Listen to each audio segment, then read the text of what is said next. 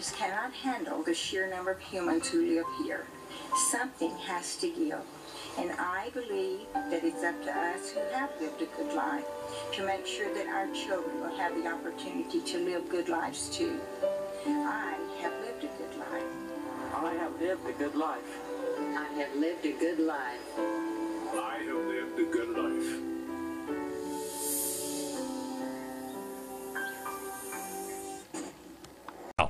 Nothing really new, but it's picking up steam and it's building momentum in certain circles. The worst part is you may not even be aware of it, but groundwork is being laid. One of the main reasons for these same old tired ideas being revitalized is because those pushing globalism and government control on a global level have mastered the art of hiding it in plain sight and then just dismissing it as a joke. Their great example would be this: the United Nations Earth Summit, Agenda 21. Yeah, that kind of sounds like Fahrenheit 451. I don't think that ended well. Agenda 21. They refer to it as sustainable development. Well, that sounds good. Gee, Wally, that sure sounds great to me. I mean, who's against development, especially the sustainable kind? Yeah. Yeah, you might change your mind when you hear a little bit of the background of sustainable development. Here's how Agenda 21 is defined by the United Nations. A comprehensive plan of action to be taken globally, nationally, and locally by organizations of the United Nations system, governments, and major groups in every area in which humans impact the environment. Wow, that's kind of broad. Now, it has been adopted by more than 178 governments. I believe there's only 191 on the planet.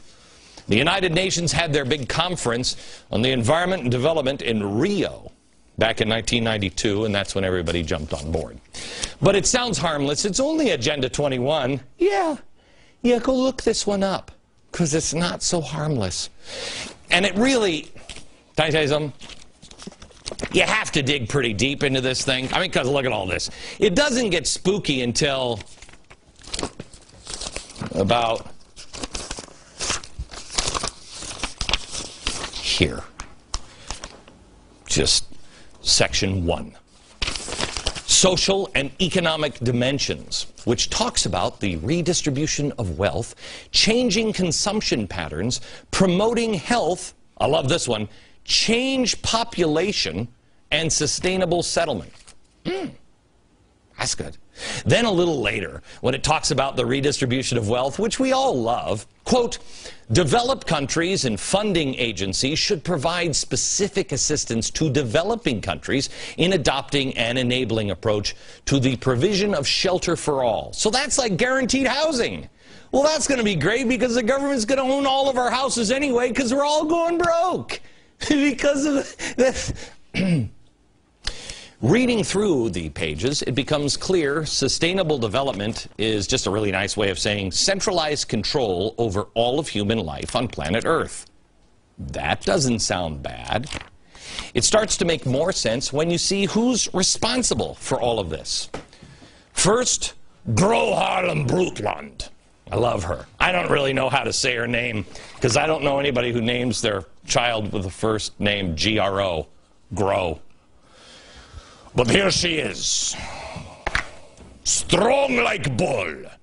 She happens to be the first vice president of Socialist International, which I read in Newsweek, we're all socialists now, just like Gro.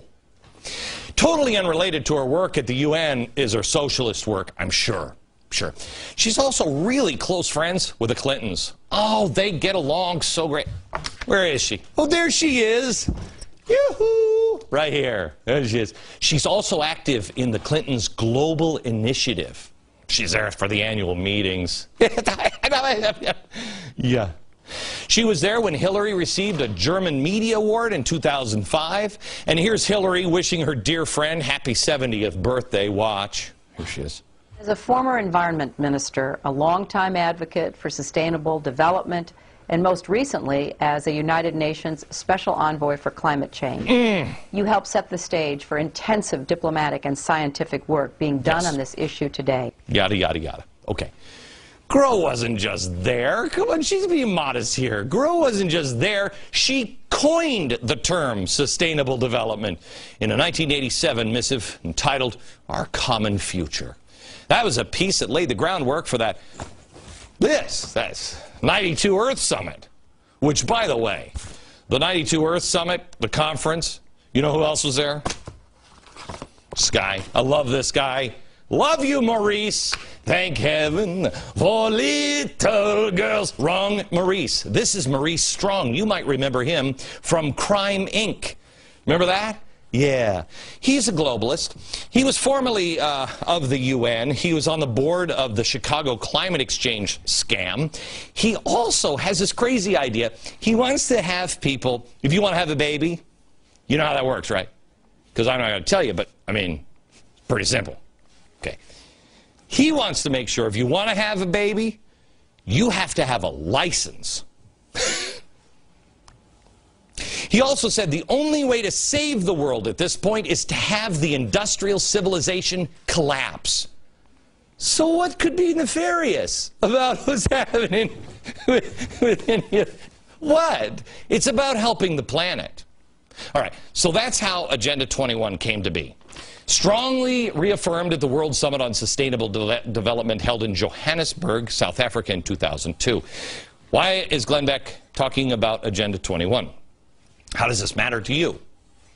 Well, there is a good chance now your local community officials are actively working on implementing this socialist-created redistribution of wealth, globalist scheme disguised, really poorly, as environmental crusades. And here's how they're doing it. Through this organization. It's ICLEI. ICLEI. Local Governments for Sustainability. It was launched in 1990 with only a handful of participating governments. Today, over 1,200 local governments are involved. Here's what they do. Anytime you're coming up, your town is coming up with some sort of new zoning or an open space, or they want to have the smart energy meters, anything environmental, park, you must look for the buzzword like sustainable development, because there is a good chance that the people behind it at the local level may or may not have any idea, but the good chance is that the usual suspects are involved just behind the curtain. Let's look who's supporting and partnering with ICLEI. We have, oh, spooky dude, is that you? Of course it is me. Everything ends spooky and starts spooky. That's why we call him Spooky Dude. His Open Society Institute funds ICLEI and supports local Agenda 21. In fact, OSI has awarded a grant of more than $2 million in the past. Another ICLEI partner is Green for All. Green for All? How do we know Green for All? Well, if you know and love this crazy cat, Van Jones, you know, the communist revolutionary calling for the overthrow of the government, cleaned himself up, got in bed with this guy, and then found himself in the White House. That's how you know Green for All. He recently said at a joint event with ICLEI, our green future will be invented at the local level. Around the country, we are witnessing cities and mayors taking the lead and developing locally tailored action plans for fighting pollution and poverty at the same time. Remember, green is red. Another ICLEI founding sponsor, you're gonna be so surprised because you've never heard of these guys before, the Apollo Alliance. You know the Apollo Alliance? Part of the Tides Foundation? The Apollo Alliance, the ones that gave us the stimulus bill. Yeah, that didn't really stimulate anything at all. Oh, okay, progressive causes is stimulating that. Yeah. Wasted your money. But anyway, the chairman of the Apollo Alliance is Phil Angelides. He spoke at the ICLEI event, and he said, quote, "Our dependence on oil is causing economic instability, warming of the Earth's temperature, and threatening our national security.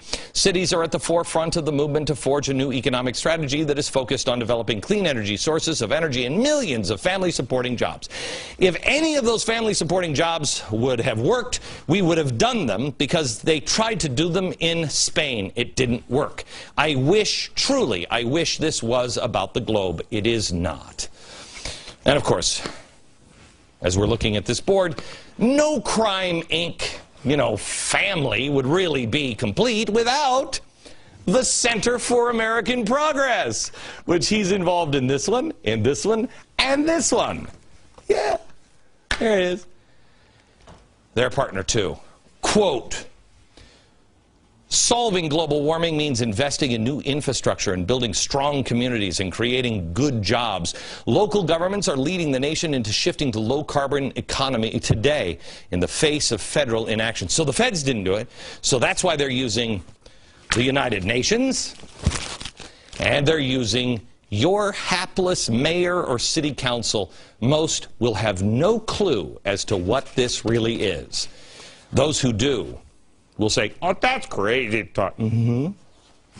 By the way, Center for American Progress receives money from the Tides Foundation as well. Guess who else Tide supports? These guys. But it doesn't stop there. No other supporters include this lady. Remember her? Annie Leonard.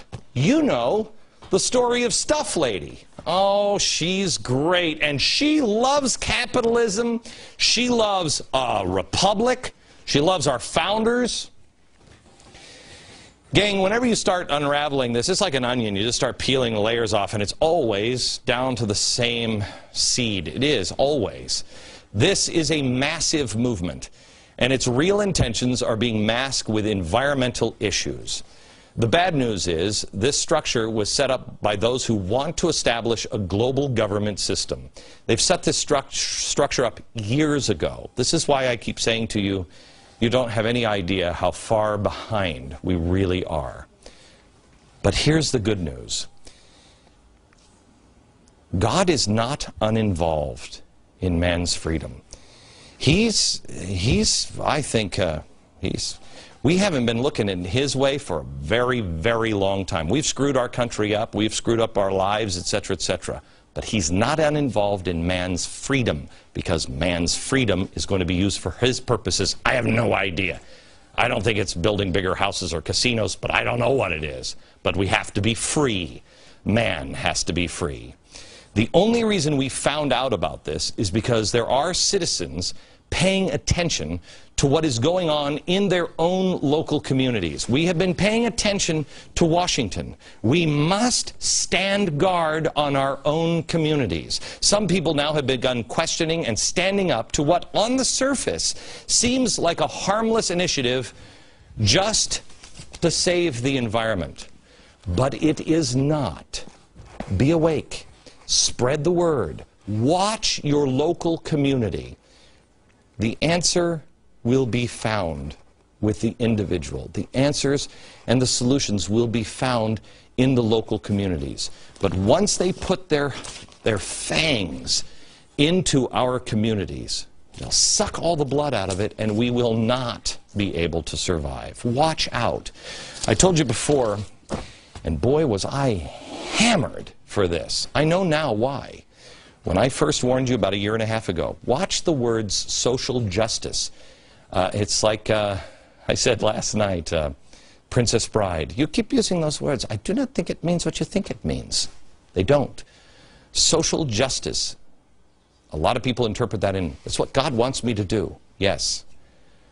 But God wants you to render to Caesar that which is Caesar's.